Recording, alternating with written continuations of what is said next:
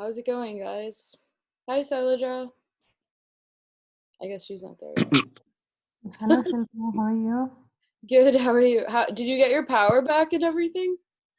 Yeah, last we did. It was kind of a scary thing, but yeah, we did. Yeah. It was like couple of straight couple of days without. We were lucky that at least we had gas, so at least we were able Yeah. to get hot food and everything. We So lost power for 5 days during that hurricane in August, July, and I suddenly got a deadline, like 3 hours into it.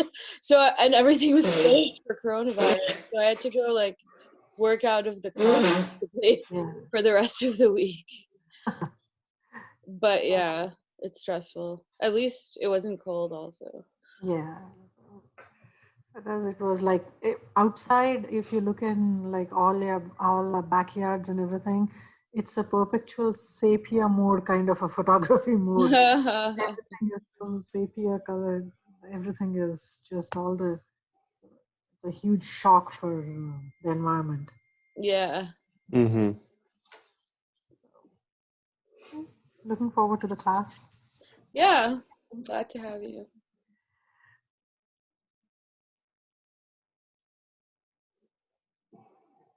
How's the reading going, guys? It's going pretty well. I finished chapter 2 yesterday, and it was actually super interesting. Oh, cool. Good. It didn't take too much time, which Oh, nice. I should have told you guys to read the introduction just as a framework also. Yeah, I was gonna do that because I was like, I feel like I should understand Yeah. what's happening here. Right. But super interesting. I don't know if my notes are too long. Let me know if you Oh, want hey, me Nick. Okay. to analyze them more. Sure. How's it going? Good morning. Hello, everyone.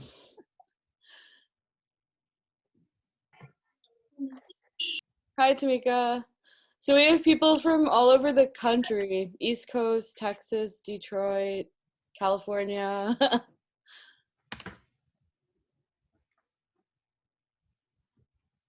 Nice to meet you all.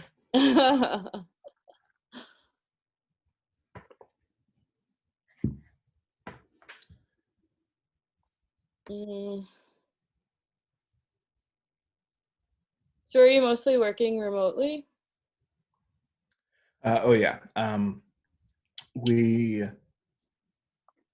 think we had a voice record with our voice actors back in mid-August 2020. Oh, wow.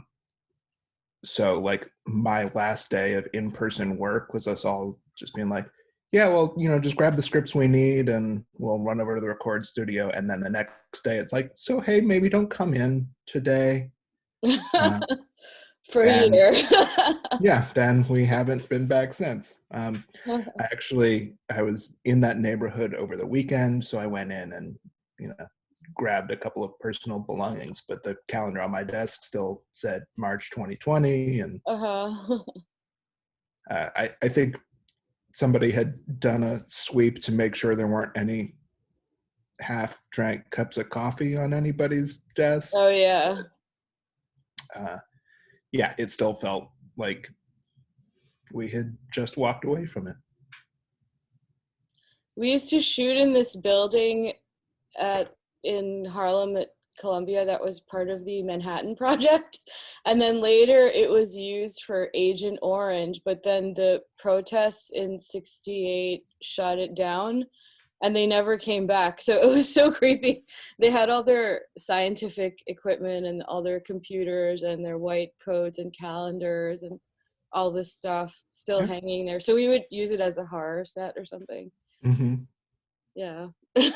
Seems pretty fitting with, throw a couple of decades of dust on there. And then finally they renovated it. Mm-hmm. Should we call Fadia or?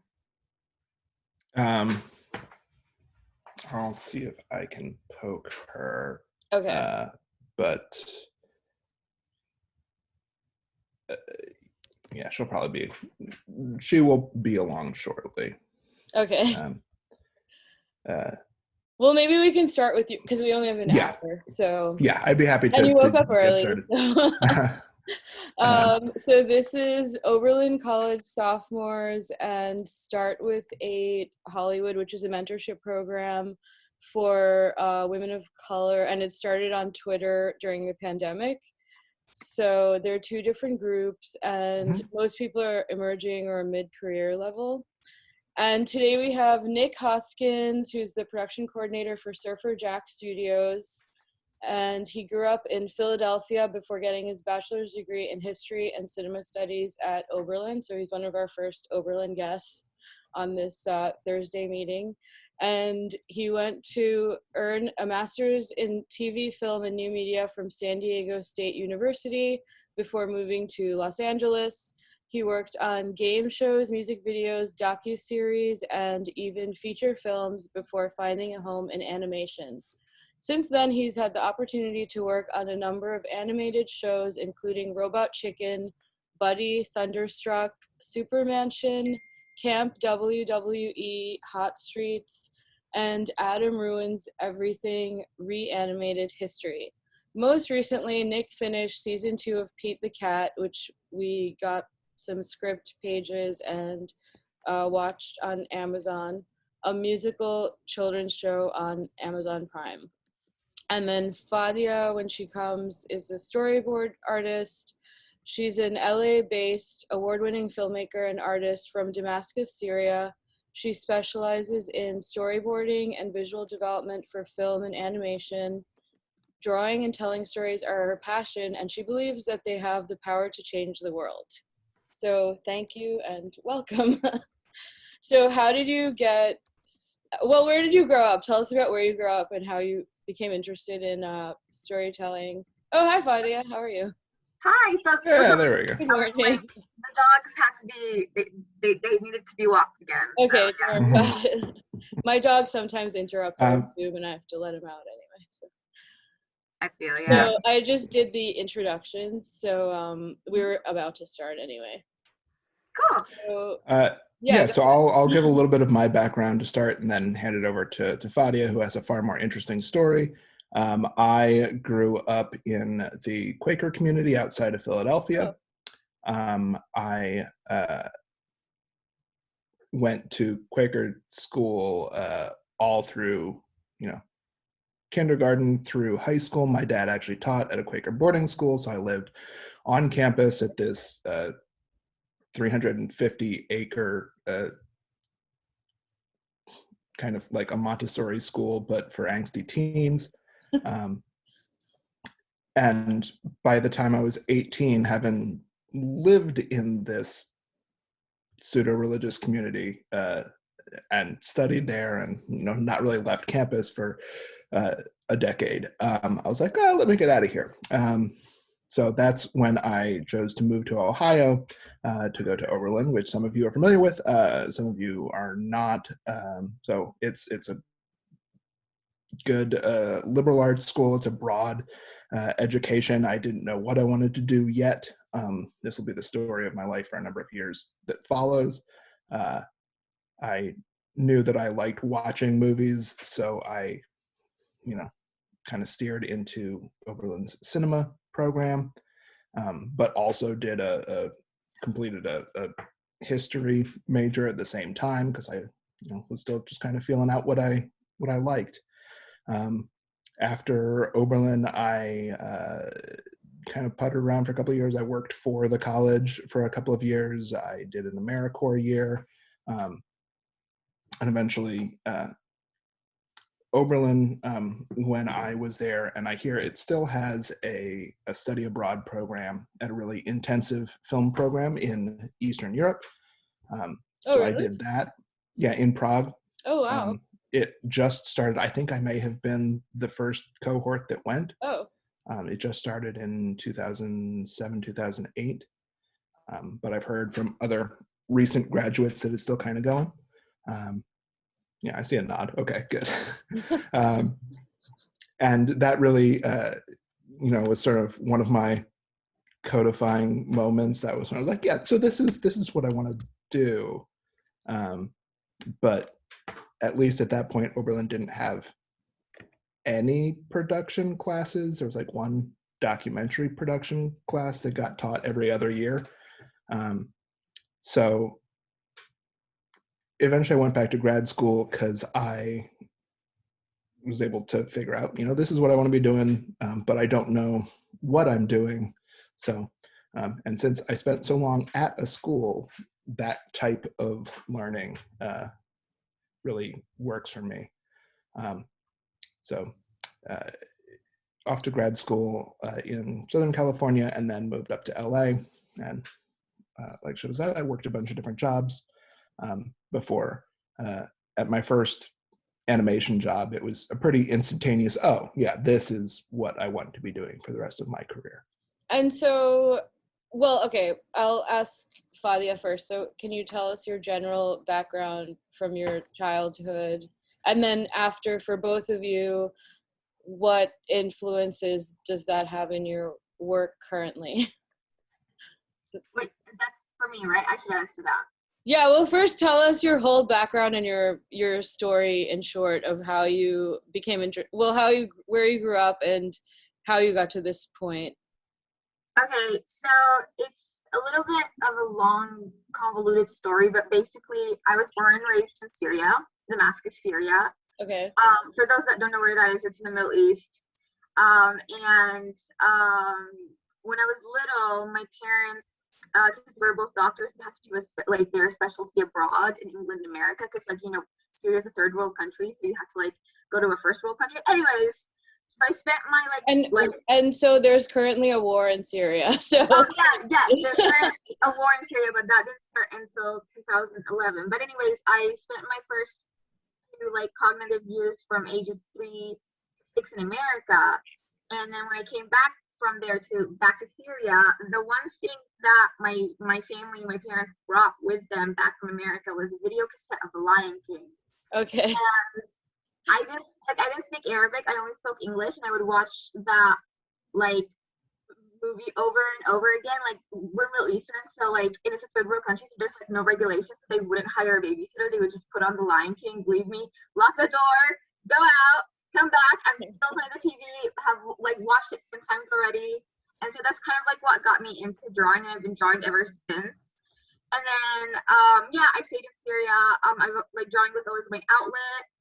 I was supposed to be a doctor because the stereotype holds true.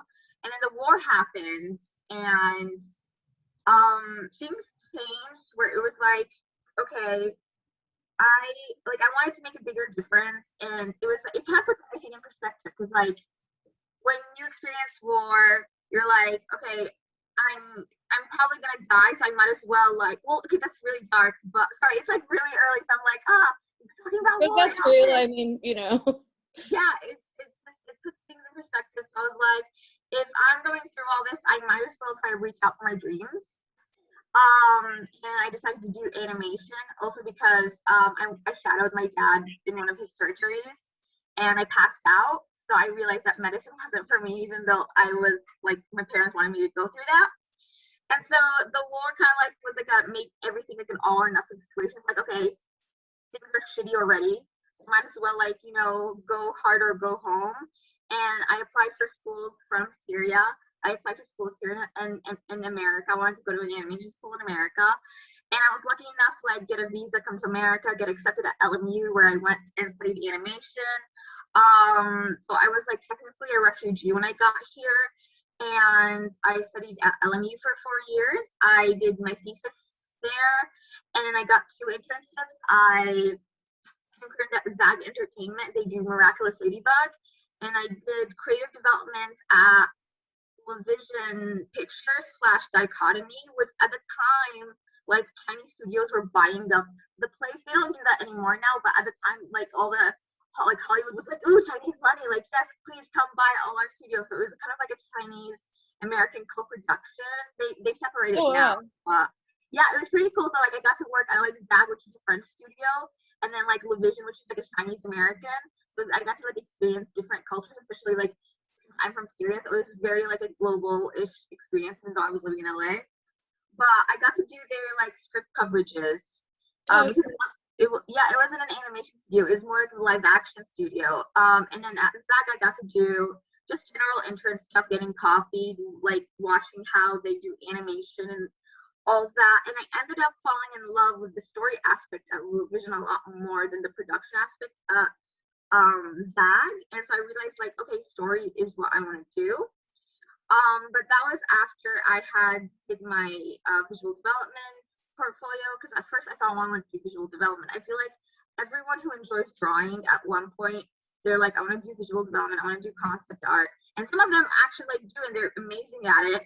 And then others like me realize, like, oh shit, I'm not actually good at this. I'm not polished enough of an artist to be a concept artist or be a visual development artist. And I enjoy more the story element than the visual aspect. So after I did my visual development portfolio, I did my storyboard portfolio. And I applied to both because, like, when you are fresh out of college, you're very, like, desperate and hungry, and, like, beggars can't be choosers. You're like, I'm just going to apply everywhere and see where what happens, where it sticks. And one of the people, one of the directors from Vision actually contacted me a few months later, and he was like, hey, like, would you like to work as a visual development artist on this new adaptation of, like, the video game Monster Hunter? And I was like, yeah, sure, of course, I'm not gonna say no. So I worked on that for like a couple of months because it was a freelance gig. And then after that, I did the Nickelodeon storyboard. No, I applied to it and I got to be a semi-finalist, but I didn't actually get in. And after that, Van was my professor. He's Van Partible. He's the creator of Johnny Bravo. Oh. Yeah, he's pretty cool. He was my professor at LMU, so that's how he knew me. He contacted me. He was like, hey, we're looking to hire for a storyboard artist at Super Jack. Would you like to take a storyboard test? And I was like, yeah, sure, of course. I would love to. And I did the storyboard test. Honestly, it was horrible. I sucked at it, but they hired me anyways. And, like, thank God they did. And I worked there with Nick. That's where I met Nick for a year on Pete the Cat. And then after that, COVID hit, and then somehow I got like a job at Disney TV working on Molly McGee, and I worked on the first season, and here we are now. So yeah. Sorry, I was like, I wanted to, like, get it all out really fast. I don't forget anything. Yeah, of course. Mm-hmm. So Nick, what do you do as a production coordinator? Absolutely. Yeah, so I feel like production department kind of handles connecting all of the other pieces. So in our office, we have writers, we have storyboard artists like Fadia, we have partners abroad who do the digital part of the animation. We have voice actors, we have executives. Pete the Cat that we worked on together was a show on Amazon Prime, as you guys have seen. So we have executives over at Amazon, as well as executives at like 2 other, maybe 3 other companies that all had their fingers in the show. We have music partners. Every episode of Pete the Cat has an original song. And so as the production coordinator, my job is connecting all of those pieces. When the 3 different drafts of the script that I showed you, those each need to go through approvals with all the different executives, and then we need to, it was one of my jobs was breaking down that script and figuring out how many lines each character had, because it was then my responsibility to put together our voice recording day and say, you know, this. Can you just show us the script and walk us through commenting about what you're talking about? Absolutely. Let me do a screen I think your share should be on. Yeah. Yeah, because they look very different. The outline, and it's not like a typical outline for a paper or a book or something. Mm-hmm. Yeah, And so starting with the outline over here. This is just I've just selected the first scene of this episode that we sent to you guys because doing the full, it's only an 11-minute episode, but trying to talk in detail about the full 11-minute episode will go well beyond our hour of time. So this first scene in the outline is just 4 paragraphs. So what are the important things? Like you look at the 3-act structure or the character? Yeah. What do you so our writers are pretty experienced. Some of them have been writing for decades. One of our writers on this show had just moved up. She was like the writer's assistant last season. But this is a script that was written by Josh, who has been doing it for quite a few years now. So all of the nuances of how to make this story work are ingrained in the back of his mind, are intuitive in the way that he writes out an episode. But something that I will potentially show throughout this is our writers often wrote stuff that was way too long. And so a lot of this process and a lot of Fadia's job and a lot of, she mentioned Van Partible, who's one of the 2 directors on the show, a lot of their job was taking the complete idea that our writers would create and making it fit within the exact 11 minutes that we were allowed to run for this show. Even though it's on Amazon Prime, they still stuck to very precise television broadcast length. And then how many writers are there in the room, and then what's their process for figuring Yeah, out absolutely. the On Pete the Cat, we have a writer's room of 3 writers. There's the head okay. writer, and whose name is Craig Carlisle, who's been doing it for decades. There's Josh, who's a very experienced writer, and then Lexi was the writer who was an assistant last year and moved up to full writer on this season. And so at the beginning of the season, they got together for like a week. They brought in some other writer friends and brainstormed a bunch of really rough ideas. And then over the course of the season, they pull from those ideas and flesh them out into this kind of outline document. Okay. And then we'd send this over to Amazon. Amazon would, approve on it. There were definitely some whole episodes where Amazon was like, this one isn't catching me, or this feels too close to another show that we're producing right now. That was one that we actually got a lot. Oh, really? Mm-hmm.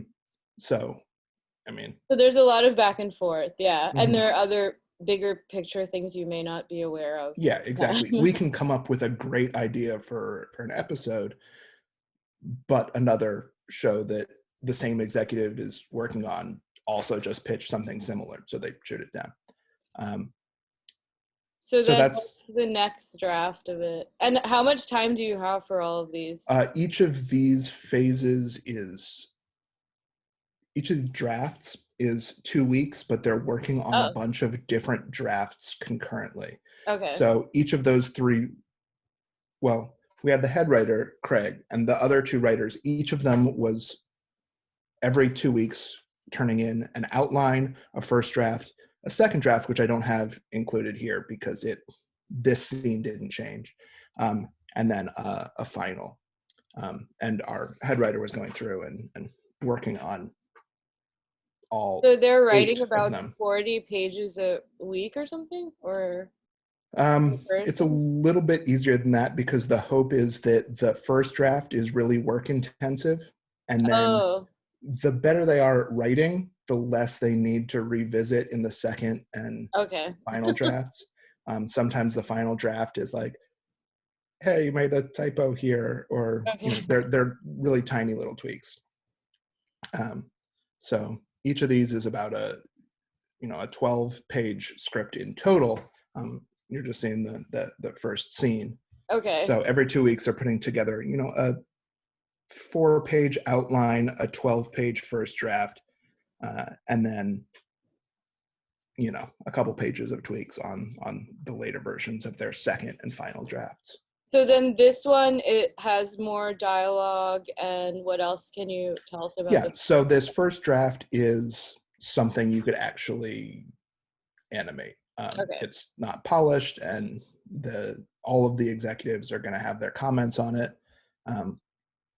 But this is where it actually looks like a script that you could read through. You could have actors do the voices on. That outline is just kind of the rough idea. Here's what happens in this scene, then this happens, then this happens, then this happens. So the first draft is the first time we see the words put to it. Okay. And then at what point does the storyboard artist come in? So after the whole writer's phase, they finalize a record draft, which we take and do the voiceover with the actors, but at the same time, it goes to the storyboard artists. Oh, okay. So hopefully, by the end of the first week that the storyboard artists have it, they actually get the professional voice actors reads of each of these lines. Sometimes it takes longer. Some characters take a lot longer because we have certain actors who are very hard to book. Like Jessica Biel plays a character on this show, and so we recorded with her like twice over the whole season. So we also do a lot of scratch, which means like Fadia or I in the office will read the lines, and we'll use those for as long as we can. And hopefully, we spend enough time listening to the actors' reads that we try to get the cadence down. Because if I read a line really fast and then the actor comes in later and reads it really slowly, they're going to need to find a way to add in that extra time. Okay. But this feels like a good time to hand it over to Fadia and talk about what she does once she gets the script. So once I get the script, depending on who your director is, some directors like to let you have a go at it and see what you come up with. Other directors like to go over it with you. So for this script, I was working with Bernie Pearson as my director, and he basically went through the whole thing with me. But one of the biggest challenges that this particular script faced, especially in the opening scene, was that there were some restrictions in terms of what you can do, what you can't do, especially because it's a pre-K show. So for pre-K, there are a lot of things you're not allowed to draw or show. You're not allowed to have text. You're not allowed to do any different things. They always have to be wearing helmets because little children who don't know the difference between reality or TV or whatever are gonna be watching this. You have to make sure that it's kid friendly or kid safe, and no one's gonna be in the it's not a bad influence type show. So for the first scene, Grumpy, it was kind of talking to Pete about his bike trick, and when we first got the script, it said that he was actually showing him the bike trick, but that's too dangerous because he's not going to be doing all these things with the bike trick. So we switched it up to where he's actually just using a little bike toy. He was yeah, let's just use a little bike. So he's showing him, he's demonstrating to him what he would do on his bike. Instead of just having him ride the bike and show him, because that's dangerous, and chances are Grumpy can't actually do any of these things. So that was a challenge that we had. But it's kind of funny because the old, Bugs Bunny was always having something fall on his head or something. Yeah. Funny. They were so violent. I don't know. Maybe it's a news thing, but we would always get notes from Amazon. Even after we would turn a storyboard in, oh, this is not child safe, or you have to just make it more. We can't even draw. I don't think we can draw straws anymore. So we always have to do either the loop plastic reusable straw. Oh, really? Yeah, we can't draw straws. Yeah. So it's just we always got notes that would have to be super safe because it's not just about that, but it's more of a legal liability. You don't want to get sued by parents. Yeah. And even though it's Amazon, even though they have all the money in the world, it's more about the minute you go into that court, you're just you lose. You just don't want that kind of publicity. So you have to be extra careful. So Fadia, if I can interject really quick, I just want to set the baseline and say that what Fadia does on this show is take this script and convert it into a visual medium. Oh, yeah. Sorry. Fadia is going to get into all the details of that process, But basically what she's doing is, anybody who's worked in live action, she's the cinematographer for this. She's saying, okay, Pete is impressed is the text. What does that look like? Yeah. You have Where to, is he standing in the screen? All that stuff. Yeah, So do you want to show us your storyboard example for this? Nick, do you have that video? Because I don't have access to it anymore. Okay, great. Because I was like, oh, okay. And then you can explain that, what you were thinking. Yeah, absolutely. So here's, Fadia, this is your swampy draft of this. This is the first draft of this that Fadia turned in. Are you guys hearing audio? Do I need to select something different? I don't hear anything. I don't hear audio. Yeah, it was just image or visual. Sorry. Yeah, oh, it's okay. I know how to do that. Howdy, cats and kittens. Oh, there you go. As you can see, Pete's friend Grumpy was very excited to show off his very imaginative bike trick for his folks.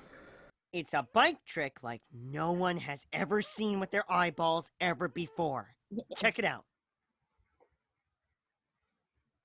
It's a quadruple flip over the Grand Canyon. Then I'll pop a wheelie so poppy that I fly into space. And that's when I ramp off a moon crater, do 7,000 million loop-de-loops back to Earth, and land perfectly here in the pond. My parents are going to be amazed. I'll pause it there. Go ahead. Okay, so the first, usually with Pete the cat episodes, Neville's always saying something, so you always start with him. And then That's this character here. Yeah, that's it, yeah. So for the swampy version, this was like the first draft that I turned in. Like you can see, like it's still kind of rough, and like my director gives me a lot of like notes, like here's what you should do, here's how you should draw it. He gave me that layout. He was like, I want it like this, and like you zoom in. Like these are all his ideas. Because like I said, when we first had the script, Grumpy was doing all the bike tricks. But because of the notes we got, we had to switch it up to just him showing him with the toy like that. And obviously we had to go through Grumpy's imagination.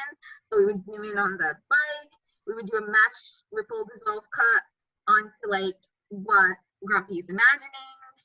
And it was interesting because like none of this stuff was in the script. We had to all come up with all these things, like the moon crater thing, the ripples dissolve. We had to come up with things to just kind of make it more interesting, because watching Grumpy play with a little toy bike for a bit is going to be really boring. So you have to find ways to make it visually interesting. Even though if it's not on the script, you have to get creative. That's part of being a storyboard artist. It's like always adding, like when in doubt, always adding is better than like subtracting, I guess. So you put their facial expressions or all these other things like that. Yes. So as a storyboard artist, one of the things I love about it is that you are basically gods. Okay, like you are creating everything from scratch. Like Nick said, you're the cinematographer, you're the editor, you're the director, you're the actor, because you're the one who is drawing all the acting. It's not just about like the layouts, it's not just about the composition, it's also about the acting, the composition, the layouts, the editing, the way that each shot comes after the other, the way that the sequence flows. You're doing everything, the backgrounds, the angle, the perspective, all of these, that's your job as a storyboard artist. You can't like cut corners and be like, oh, like someone else will do it. Like, no, you have to like do all these things, the posing, the way that they act, and you have to make sure it all works together. You have to make sure it's all coherent. You have to make sure it's all fits in together, and that it makes all sense. Because Oh, go ahead. I was gonna say also the old storyboards were actual boards, and now it's already animated. So you're already thinking about those things. Yeah, exactly. Like back then, you didn't have to go through all this detail, but at the same time, like you had to draw with pencil. So it's like, you know, you're different challenges, I guess. But now, because of all the technology, you can like go above and beyond and like make it more animated and add more details and all that and actually see it in video form. And also for like Pete the Cat, for this specific show, you're also the editor, as in like you were timing things out to the audio. Oh yeah. So when I worked at Disney, I didn't have to do that. Someone else did that for me. But on Pete the Cat and like a lot of shows, you're the one who's also like controlling the timing and everything. So it depends on the production, but you have to keep that in mind that you have like it's better to be good at editing and timing and all that. And so can you show us some drawing? You're going to draw something from scratch? I can do If you that. can. I'll have to do it on Photoshop just because for some reason my storyboard pro is not working. But Oh, okay. okay, So how does that work? okay, let me share the screen. Yeah. Right? Okay, share screen. Let's do this. Okay, so you guys, can you see it? Is it Oh yeah, there we go. Is it on the Photoshop? Yeah. Okay. Okay. Cool. So,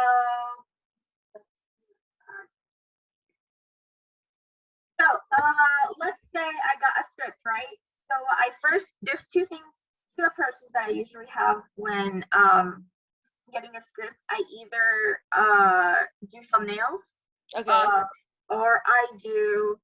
Can you explain what is a thumbnail? What Okay. you mean by Yes. So basically, I usually do this on like sticky notes and paper, but you can do this like that? Okay. too. So basically, you just like create like little squares like this, like really tiny. They don't have to be fancy or anything. It's just kind of like get your thoughts out and just kind of like, because your first draft is gonna be garbage, so you have to get all the garbage out and then workshop it. So, And it's basically the frame of the screen, right? That you're exactly, imagining. yes. So like every like rectangular is like the panel. So you draw like little different panels, and then like let's say for like that episode, like you have Neville. So here's like Neville. You just draw like a very crude, like rough drawing. He's touching this like the edge of the panel. He's not supposed to do that, but let's overlook that. And then you draw just kind of like the layout, like where the characters are gonna be. You're like, okay, it's gonna be like this. They're gonna be here. He's gonna be here. And then you move to the next shot. I usually like to put a little like triangle here. Okay. So, like, okay, this is a cut. So this panel is a different shot. And then you draw I think Grumpy was on this side. And you draw them here. Like this, and just to kind of get a general idea of like, okay, how is it gonna go? What's the shot flow? So that's how I like to thumbnail it out. And I'm not really good at drawing bikes, to be honest. So yeah. And then once you like, you can do stick figures. I also do stick figures. Like I'm trying to make them legible right now, but I'm usually not legible. So after I have them all summed out and I have sort of like a basis for how I want how the scene's going to play out, where all the blocking, because you're also in charge of the blocking, which is actually really tricky because you have to figure out where they all are, and if they're going to be moving, you have to choreograph that.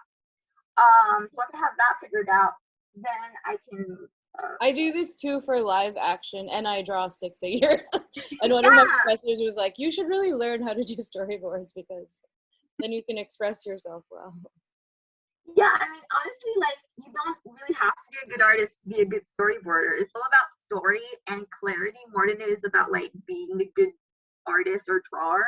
Like, there's nothing wrong with stick figures. I like thumbnail and stick figures. Even, like, rough past is, like, usually stick figures. It's, like, it's totally fine. So, yeah, like, we've definitely had directors be like, okay, I need you to stop making this art and, like, finish it. Like, don't worry about drawing the whole background. Just an idea. Exactly. Like, it's better to be rough but clear and done on time than to be like super polished. So you don't actually have to be super polished. So once I have all this out, I forgot how the rest of the scene went. But once I have all these like little like, I usually have sticky notes. I draw these like stick figures on sticky notes. Then I like start to draw a little bit more eloquently.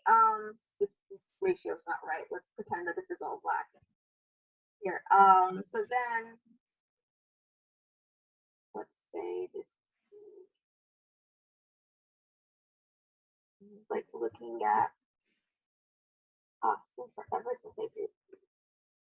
And then do you show all of these while you're working on it, or do you finish each step and then send it over? So it's about passes. So you do a rough pass first, Okay.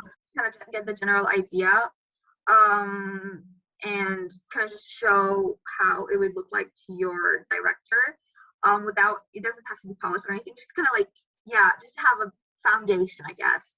And then you get notes from your director, and then based on those notes, you fix those notes, and then you polish it, you clean up, and you draw over it. So like for some roughs, okay, like this is how Pete would look like. For I think a lot of the artists like drew this, like Pete, or maybe even rougher, like could even be like this. I don't know. Yeah, and then like after that, you there was a layer. So also we've been I talking actually- about how to give good notes and bad notes. So Oh yeah. Okay. sometimes people are very like dysfunctional about how they give notes when you're in a working situation. So do you have any thoughts on how to give good notes to creative people? Especially Nick, you're working with the executives and the creative people. So Good notes. How to get? How to give? I mean, I'm or not a how to director. take notes. Well, I mean, either way. One thing I can say is Fadia is probably only getting notes from her immediate director or from Swampy, who's the head of our company. Okay. We filter everything through them. So like Okay. the writers will get their notes directly from the executives, and they'll often say that a big part of a writer's job is being able to behave professionally in response to notes. You know, there's the old idea that like if they're making a note, it's because something isn't working. It doesn't mean that what they're commenting on isn't working, but there's something that's not clear. Yeah. But Yeah. for the artists, yeah, it's a lot of they'll I don't know. Did Swampy ever give you notes directly? Yeah, he did. So you go through different like iterations. You go through different passes, and you get notes on each. So you get notes from your director in the roughs, which is a 2-week mark. So you get 2 weeks to do roughs, which are usually like the stick figures, a little bit better than silver figures. And then on the 4-week mark, once you've addressed the director's note, you clean it up and fix the notes, and then you send it to Swampy, who's the executive producer, and he gives you notes, and what he thinks is working, what is not working, because he also like has a more better like general overview of the whole show, and so he has a better like big picture type view, and knows where should be what so he gives notes. And then on the 6-week mark, that's when I turn in the board after cleaning and fixing all the notes for both my director and executive producer. And usually what happened at Pete the Cat was like I submitted, it would be sent in then to Amazon, where they gave their set of notes, and then but since I finished my 6-week mark, because on Pete the Cat, the storyboard artist got 6 weeks for each episode, then it was up to like the revisionist or the director. At Surfing Jack, we didn't have revisionists. The directors were the revisionists. Like they were the ones who would do the final tweaks to make sure like they had full control of how it would look like. So after the 6-week mark, once they get their Amazon notes, each director would get back their episode, and then they would tweak it based on the notes, and then tweak it like however they like it because they're the director. So that's kind of how it went. I've been lucky in the sense that for both productions I've been on, Pete the Cat and Molly McGee at Disney, like I've never gotten like a bad like all the notes have been very constructive. You know what I mean? So usually when you're working with good directors and like good people on a good crew, they'll give you like really good notes, and it's like, and like one of the things is that you shouldn't worry about getting notes. It's not like you did anything bad. It's actually good. The more notes you get, the better. It's more like, oh, I didn't think about this. That's brilliant. Yeah, I'd love to do that, and it would make your thing 10 times better, because sometimes you don't notice something or you don't think of something, and it's just good to have different perspectives and different ideas, and it's kind of more like brainstorming. It's like, okay, how can we improve this? It's not like, oh, a note means like, oh, you did something wrong. No. It's more about how can we improve this? How can, like, getting different ideas. So Yeah, I always like to frame things like what's the best thing for the project, even if I'm giving people notes or you're having a difficult conversation or something, you don't see eye to eye on something. It's like, what's the best thing for the project? It's nothing personal. So yeah, and also like not to be precious about your work, because ultimately it's about getting it out and making the deadlines. And if you do 6 revisions, you're not like, oh, my darling is dead or something. You're just moving on. I can also add that the directors usually started out as storyboard artists, so they know what tools you have available. They know what you can and can't tweak in what ways, and they have probably gotten notes from executives themselves and from other directors themselves when they were in your position. Okay. Yeah. Like so the next. Oh, go ahead. I was gonna say, like, all storyboard artists get notes. Like, you're gonna get notes no matter what. It's not like something you did wrong or anything. And like Nick said, they give you notes that are reasonable. They don't give you like big or giant notes that are like, they never tell you to redo a scene. They just tell you how to make it better. So yeah. And like Shilpa, like you said about how don't take it personally, because it's not. And at the end of the day, this is a job. This is not your project. So you have to do what the director wants, because it's his vision or his or her vision. And it's what's best for the project, what's best for the show, what's best for the production. So yeah, you just make that all happen. So whatever you do not take things personally, and be open to feedback, be open to notes. And yeah, I think, yeah. Cool. So what were you going to show us next? I was just gonna draw a cleaner version of this panel of Pete the Cat, unless anyone has any requests or suggestions. Fadia, I also have pulled up the final version of that scene in the animatic, if we want to look at that and compare it to that would be better. Does anyone else have any questions up to this point? What? Does anyone else in the group have questions up to this point? You can throw them in the chat if you do. Okay. Should I unshare my screen? Okay, yes, hold on. Let me figure out how to do this. Stop share. Okay.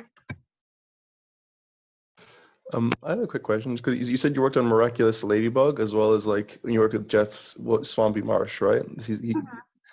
I know from what I've seen from his works, he works with like 2D animation, with like The Amazing World of Gumball and Pete the Cat as well, and also with Miraculous Ladybug is all kind of like 3D and like working with that kind of rendering. How do you approach storyboarding differently depending on the animation style, and if so, how does it change it? I wasn't like an actual, like I wasn't a storyboard artist on Miraculous Ladybug. I was an intern. But from the animatics I've seen for that show versus like the animatics that I've seen at for Jack and Disney, which were on 2D shows, I think for what I've noticed that for CG shows, it's usually a lot rougher. You don't have to be as on model, just because like, the models already, the characters already built, the models already there, the environments are already, all the assets are already there. You don't have to redraw them. You just have to like get the idea across, like, okay, this is the blocking, this is the action, this is how it's going to play out. And then these 3D animators who I think they worked in between France and like Paris and Montreal, they did all the work. So it wasn't that story, at least for Miraculous Ladybug, because it was a French production. I can't speak on like other 3D productions in America, but it wasn't that storyboard heavy. It was more design heavy, I felt like. They focused more of their artistic skills on the design than they did the storyboards. For 2D shows, because like it is 2D, so it's going to be drawn out. You need to make sure that everything like is like fits the proportions. It needs to fit like it needs to look on model. At least it needs to look like it's pretty much animated, and it's because they're going to have to draw it out. They don't have the assets, and if it doesn't, if you have like one proportion wrong or a character that's not on model, and you have to like redo the whole thing once like you actually have to come to animate it, that's going to create a lot of problems in the pipeline. So you have to make sure it's on model. And I know for like a lot of other shows, like the more realistic anime type shows, like the DC and Warner Brothers one, or like anime ones, like they usually draw over them. So for 2D animation, there used to be a layout job. And then for a lot of shows, they actually moved that, and that became the job of the storyboard artist. So it's more of on models, and you have to be actually, I think it's harder than storyboarding for 3D. It's more of a, because 3D has their 3D layout artists, but 2D, not all productions have their 2D layout artists. So you're basically the 2D layout artist for a lot of them. So yeah, it's just going to be a lot cleaner and on model, I guess. Yeah, and I just got this email for Unreal Engine characters, so it's even getting pushed further every day as we speak, I guess. Yeah, technology's crazy. So Nick, you were going to show us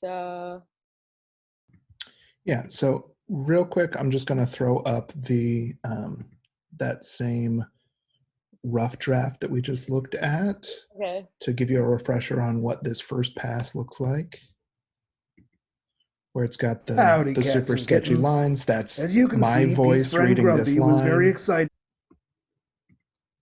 But then a few weeks later, we'll have this version. Howdy, cats and kittens. As you can see, Pete's friend Grumpy was very excited to show off his very imaginative bike trick for his folks. I know you've got to go, Pete, but first, let me show you this really cool bike trick.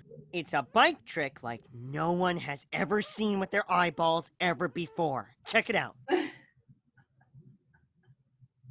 It's a quadruple flip over the Grand Canyon. Then I'll pop a wheelie so poppy that I fly into space. And that's when I ramp off a moon crater, do 7,000 million loop-de-loops back to Earth, and land perfectly here in the pond.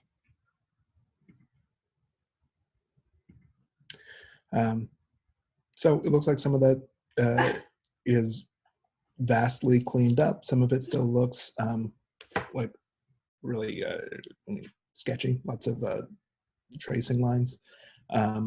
But if it's on model enough in that action shot that Fadia did, then the director doesn't need to clean it up. And I guess since we're getting close to the hour, I can skip ahead a little bit and say that basically this whole storyboard process exists when Fadia is saying this stuff needs to be on model. It's so that we can hand it off to another partner company that then does that really polished, colorful animation look. So we worked with a Canadian company that has a bunch of animators who are basically taking our little, we've got a digitally built grumpy character, and they're fitting him into this scene in exactly the place that Fadia put him, and moving all of his parts through all the motions, making sure that his facial expression matches everything that Fadia drew. And that is what we get. Hopefully this works. This finished animation. Baby T's been home for a week. With the real voices, all the color, all of these watercolor-looking backgrounds. Center of attention. I know you have to go, Pete, but first, let me show you this really cool bike trick. It's a bike trick like no one has ever seen with their eyeballs ever before. Check it out. It's a quadruple flip over the Grand Canyon. Then I'll pop a wheelie so poppy that I fly into space. And that's when I ramp off a moon crater, do 7,000 million loop-de-loops back to Earth, and land perfectly here in the pond. My parents.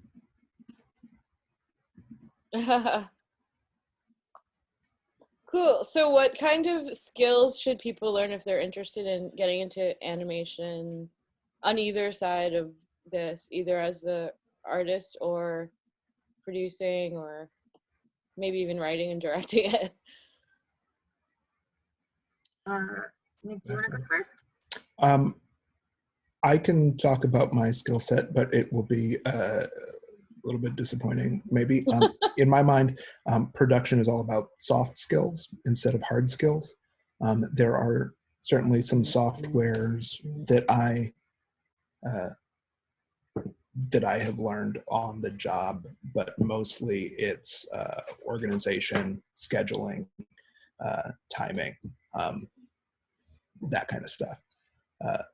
You know, a lot of my job is stuff like taking every single one of the different takes from our voice records and organizing them and putting them in a place where Fadia has access to them and knows which takes are the preferred version that our voice director liked the most, but also giving her other options in case that preferred take doesn't work for some reason.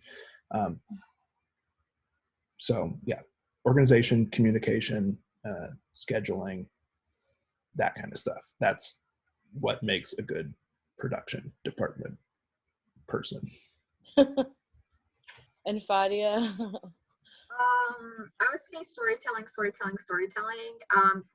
comes first before drawing skills. So you have to be a good storyteller. You have to have a sense of story, a sense of character, and composition is very important. Editing, knowing how the flow of your shots are going to be. Composition, editing, cinematography, of course, and acting. I would say those are the most important skills. Anatomy and drawing would come after. Anatomy is important too, and drawing comes after. If people think like you have to be an amazing drawer in order to be a storyboard artist, but that's not true. It's more about the other things, because you can make a beautiful piece of art that would actually be a terrible storyboard because it's not clear enough, it doesn't tell a story. So story, composition, editing, acting is also So what software do you edit in? Because you were in Photoshop from what we... Oh, okay, yeah, sorry. My Storyboard Pro is not working at the moment, but I edit in Storyboard Pro. That's how I edit all my animatics. So it has a really cool timeline tool. I think Photoshop also has a timeline tool, but no one uses it because Storyboard Pro is just a lot more intuitive. So you can like actually control the duration of each panel, how many seconds you want it, and you can add like interesting effects, and you can also time it out to the audio because there'll be like another timeline right underneath it for the audio files. So that's Storyboard Pro is kind of like the industry standard. Most productions use it. Cool. So we're coming up on the hour. So does anyone have any questions? Can you stay a few extra minutes in case people have questions? Okay. Anybody? Feel free to unmute yourself. I just wondering it was one of the questions I put in the document. It was how does the president, like who does the sorry, in terms of character acting, because I read the script, I noticed it didn't say a lot about, you know, like other than like, I don't know, Pete's eyes bugging when he checked his watch. It didn't say much about how the characters move or express themselves or make faces or anything.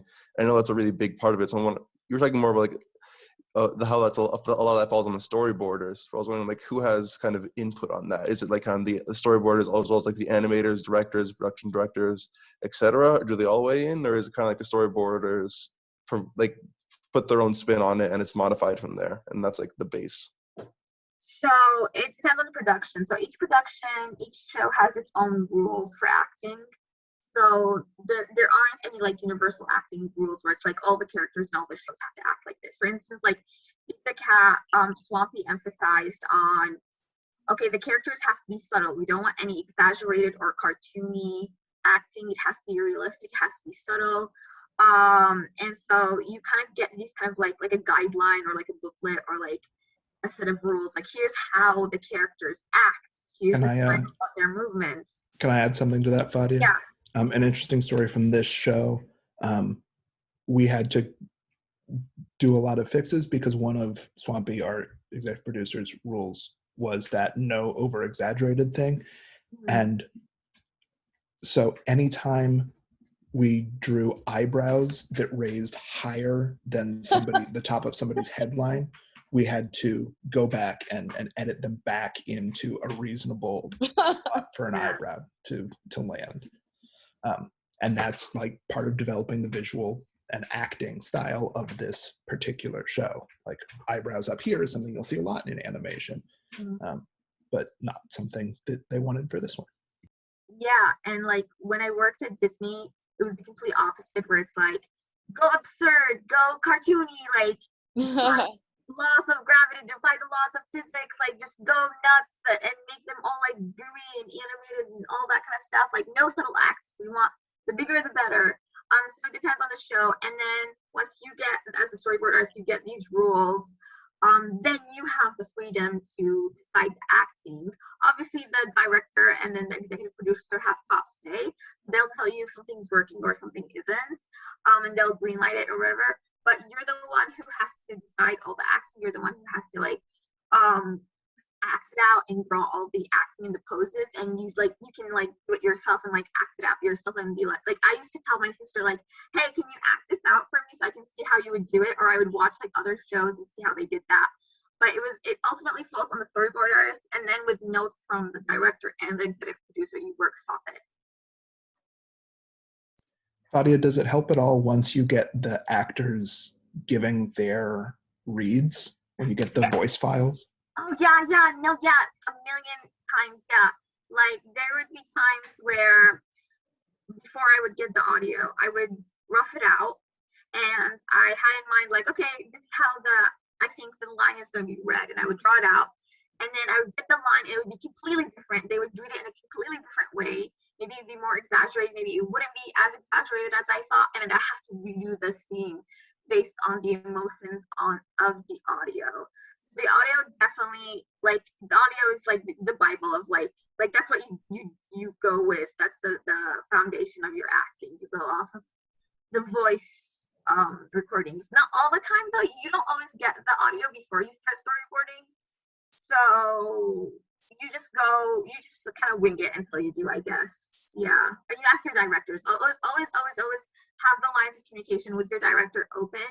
And ask them, how do you see this being acted out? What's the emotion? So that's kind of how you base your acting on.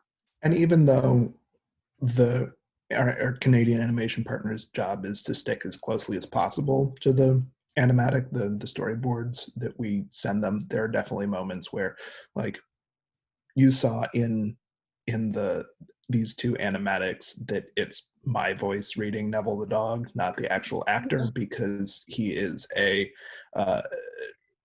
incredibly busy music producer who just does this show because he's friends with the executive producer Swampy. So sometimes it's hard to book him. So sometimes in the whole time that Fadia is doing her boards, we can't get him in because he's in London, like working with Ringo Starr or something. So, you know, there are definitely times when the directors will work with the Canadian studio to tweak stuff and make sure that everything fits. There's a whole like months long process of working with them where we, you know, keep tweaking stuff to make sure it's the best it can be. Okay. Anyone else? Trisha, I think you had. Yeah, I have a quick question. I was curious about the difference between writing for adult, quote unquote, adult animation, something like Love, Death, and Robots, versus children's animation. Is there anything different to keep in mind? There's a lot of standards and practices stuff.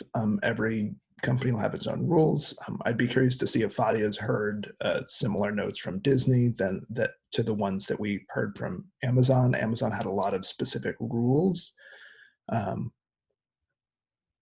Stuff like you can't have a child go off a ramp on a bike, even if he's wearing a helmet. I think the most ridiculous note that we referenced on Pete the Cat was one time when the writers wrote in a "the sun will come out tomorrow" reference, and we got a note back from one of the Amazon executives saying, "We can't promise that." whereas, you know, writing for more adult audiences, there aren't maybe as many ethical responsibilities. When you're writing stuff that is supposed to be wholesome for kids, there's stuff you don't want to include. And the sun may or may not come out tomorrow feels like an over-exaggerated version of that. But there's a lot of people involved trying to make sure that the show we create is wholesome and nurturing.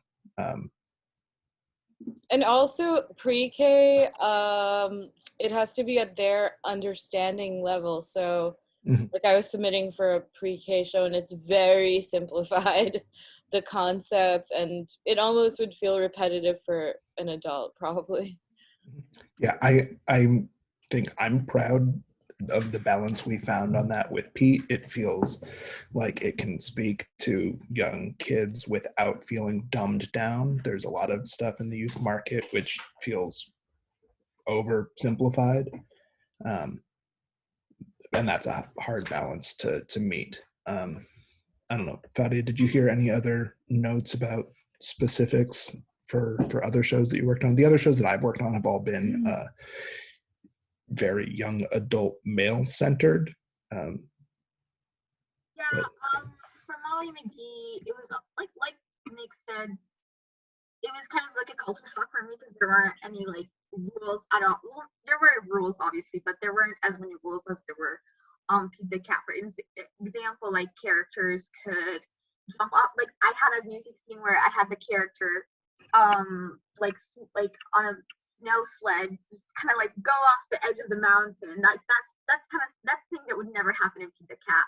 Like you can go as cartoony, as exaggerated, as much as you want, like as ridiculous, as dangerous. There were a lot of like dangerous shenanigans that happened that on the show that I mean like with the characters, not actually on the crew. So it's just kind of like less constraints. You can have text, that was a big thing.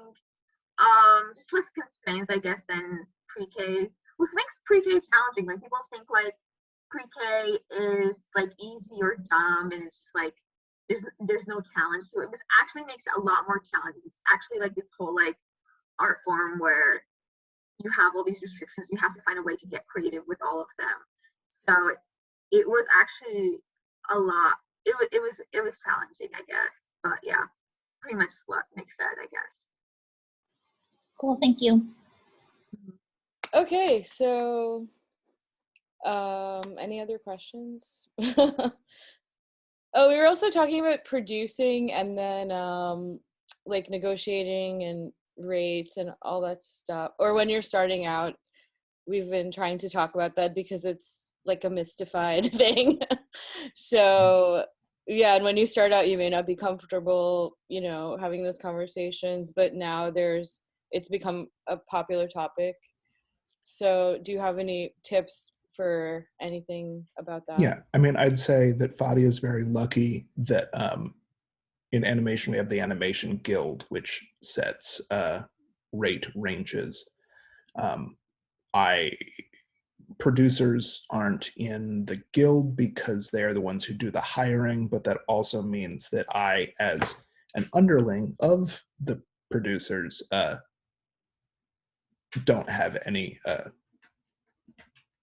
you know, ability to collaborate with other production coordinators to set a standard of rates.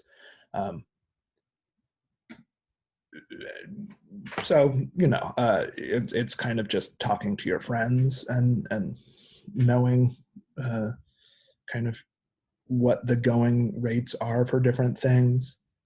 There's plenty of people who will talk online.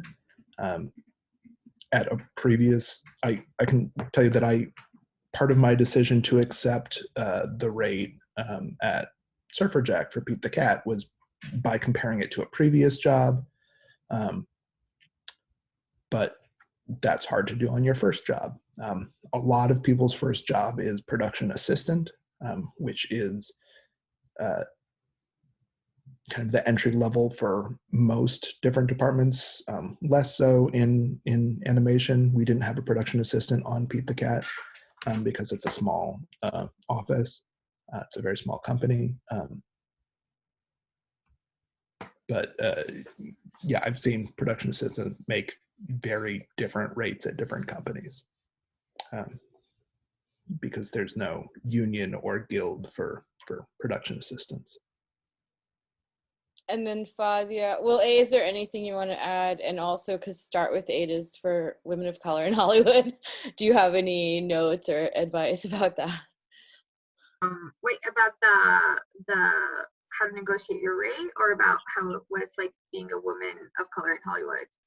Both, I guess, both questions. Or like, do you have any tips for people more than what it's like? Uh,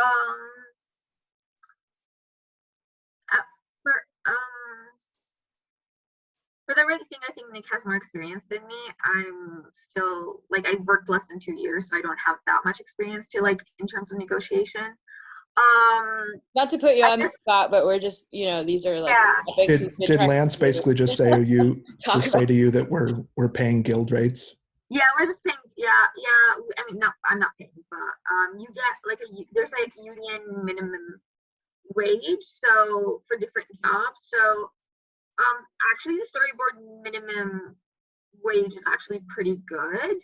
And then you can like kind of based on your experience, you can negotiate for higher, especially if you get multiple offers. So that's something that I've seen other artists do. It's like if you get multiple offers from different studios, then you can use that to leverage into a better offer to get to one studio to keep you.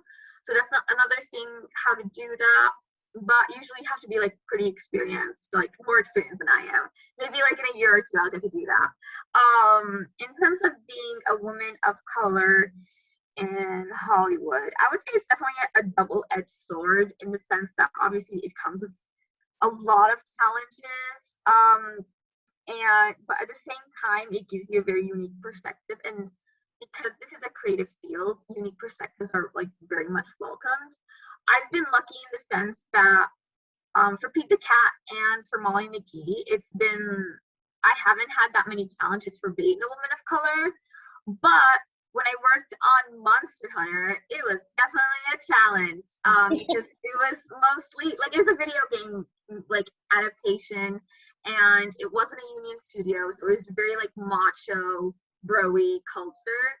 So it's kind of a struggle. It's just kind of like it's definitely a struggle because like obviously when you're working with a crew, like the way that you get along with them, the way that you communicate is important. And so I was the only girl on that crew for a while, and it did create some challenges in like how I interact with them, how they interact with me,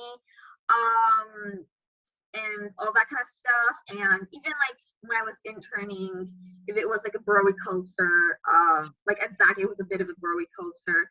I don't know, I had to like develop a thick skin, like, okay, they're gonna make jokes. That's something that unfortunately I had to deal with, and I'm sure like a ton of women had to deal with.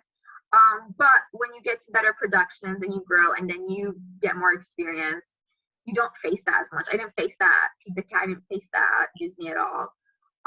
But yeah, it is tough, and especially like I know like there's been a lot of strides in terms of diversity and feminism in the industry, but unfortunately also a lot of the heads remain like, you know, straight white men.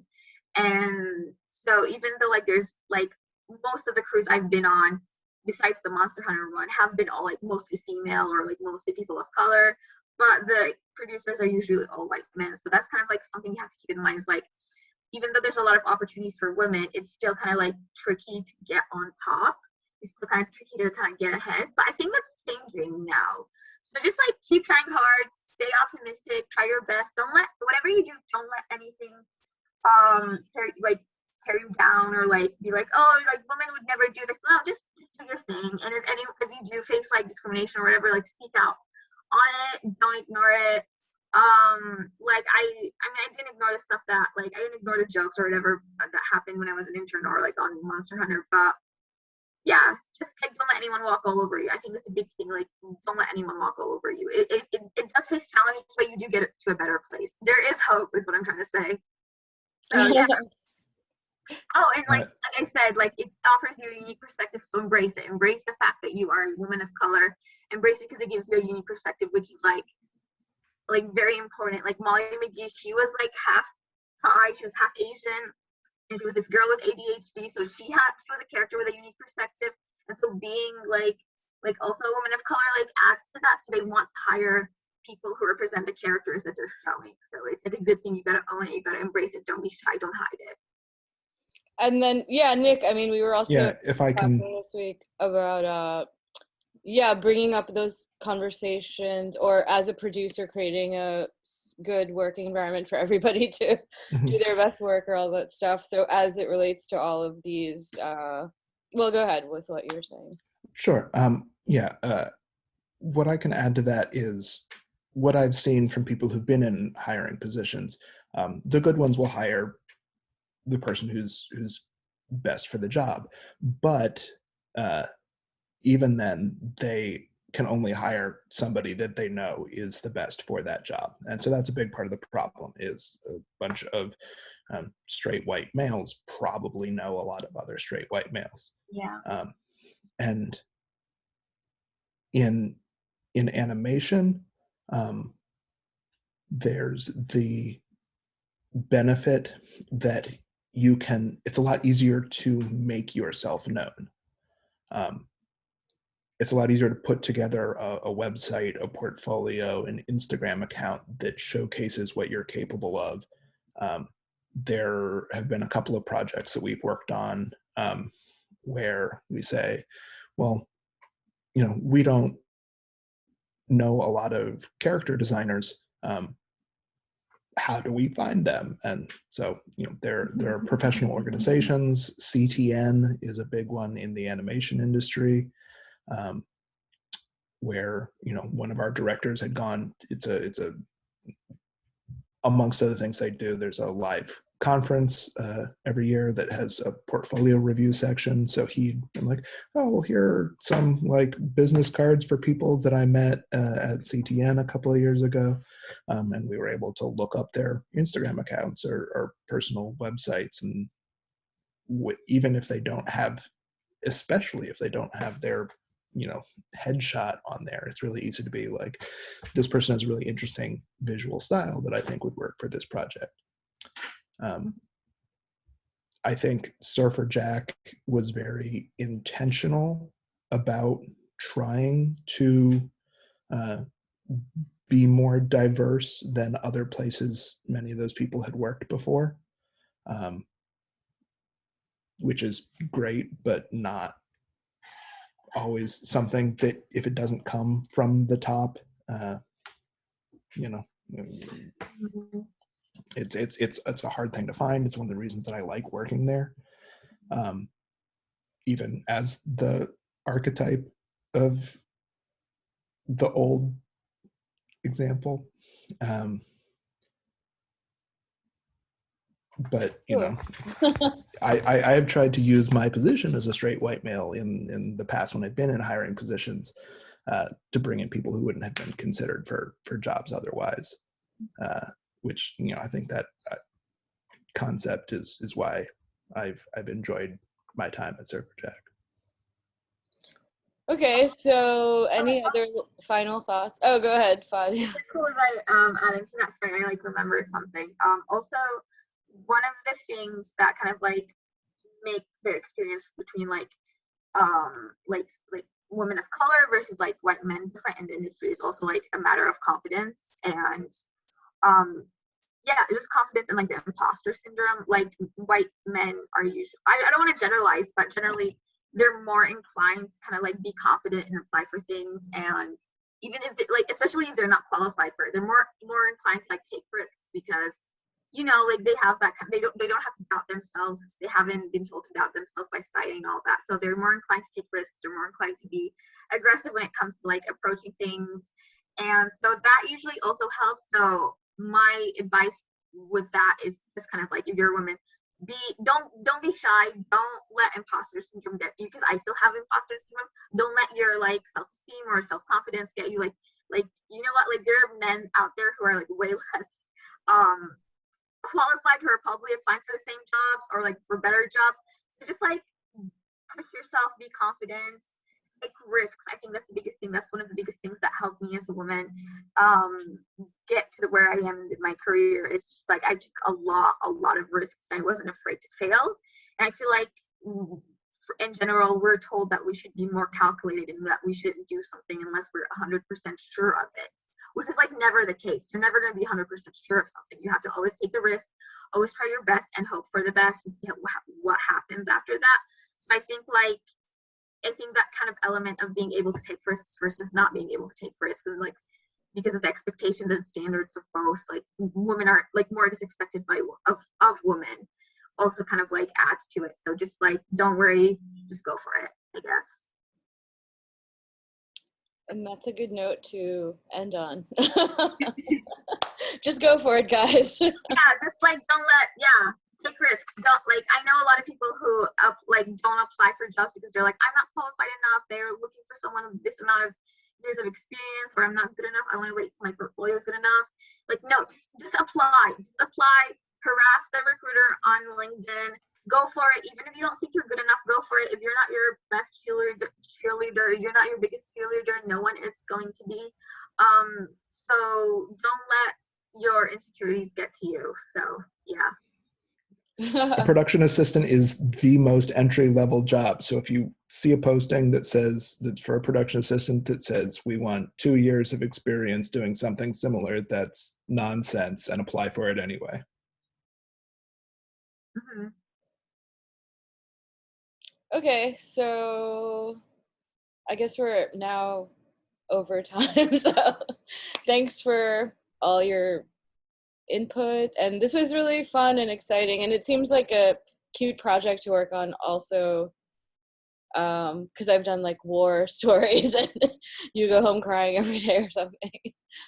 But yeah, good luck and thanks for your time. You're welcome. Thank you. Bye guys. Bye. Thank you. Thank you.